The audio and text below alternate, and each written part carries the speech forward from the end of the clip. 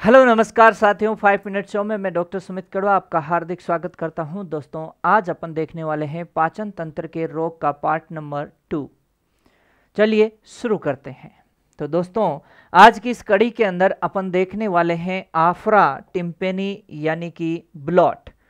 दोस्तों, रूमन में गैस का इकट्ठा होना ही आफरा कहलाता है, या ज़्यादा मात्रा में गैस बन सकती है या किसी रुकावट की वजह से भी रूमन में गैस इकट्ठा हो सकती है, जिसे आफरा के रूप में जाना जाता है।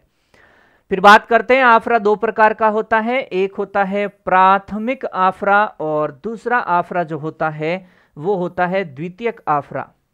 दोस्तों, प्राथमिक आफरा अगेन 2 टाइप होता है, गैसीय आफरा और झागदार आफरा, जबकि द्वितीयक आफरा है वो ओनली दोस्तों गैसीय होता है। प्राथमिक आफरा में क्या होता है, यदि ज्यादा मात्रा में भोजन कराया जाए तो रूमन में किण्वन ज्यादा होगा, जिससे क्या होगा, ज्यादा मात्रा में गैस बनेगी और गैस रूमन में इकट्ठी होगी और जानवर को क्या आएगा, आफरा आएगा। साथ ही साथ ध्यान रखना है, रजगा और बरसीम ज्यादा मात्रा में खाने से झागदार आफरा आता है।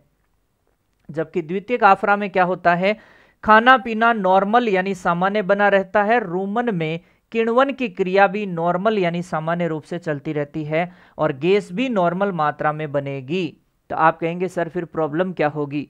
तो देखिए प्रॉब्लम क्या होगी, कोई अन्य समस्या जैसे कि चौक की उपस्थिति में गैस बाहर नहीं निकल पाएगी, इससे रूमन में गैस इकट्ठा हो जाएगी और ऐसे आफरे को द्वितीयक आफरा कहते हैं।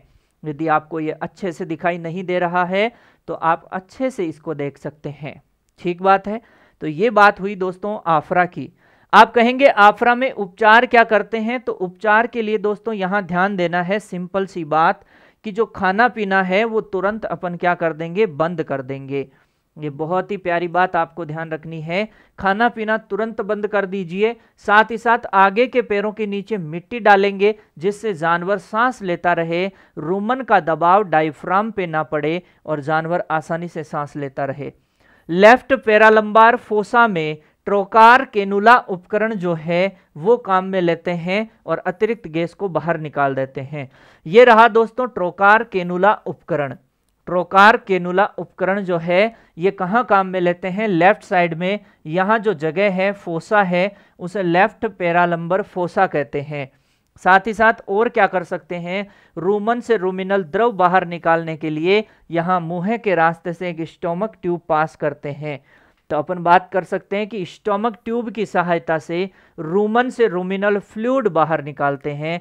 साथ ही साथ ओटीसी यानी ऑक्सी टेट्रासाइक्लिन जो है वो 50 ml डायरेक्ट रूमन में दे देते हैं और झागदार आफरे की स्थिति में साइमेथिकोन जो है या ब्लोटोसिल कह सकते हैं काम में लेते हैं।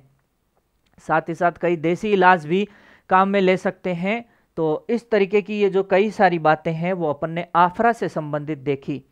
यहां आप अब देख सकते हैं अंत में कब्ज या कॉन्स्टिपेशन जो पाचन तंत्र का यहां पे देखेंगे तो अंतिम रोग है।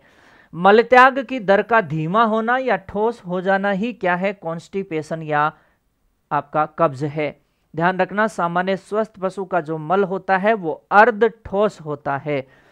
फिर अपन बात करते हैं, इसके कारण कई हो सकते हैं, ज्यादा मात्रा में भोजन करना या भोजन में अचानक बदलाव या फाइबर की कमी वाले भोजन से ऐसा हो सकता है।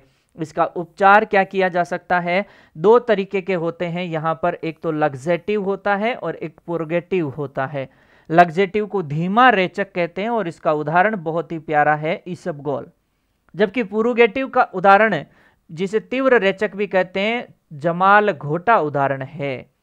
पुरुगेटिव यानी पुर्र से मतलब कि भयंकर वाली स्थिति होती है, एकदम से तुरंत सारे जो कब्ज है सब खुल जाएगी तुरंत, और ये धीमा असर करता है। लग्जेटिव, रात को कायम चूर्ण खा के सो गए और सुबह तक हाजमा ठीक हो गया, ये वाली स्थिति किस में उत्पन्न होती है, लग्जेटिव से, जबकि पुरुगेटिव तो पुर्र से तुरंत काम कर देता है।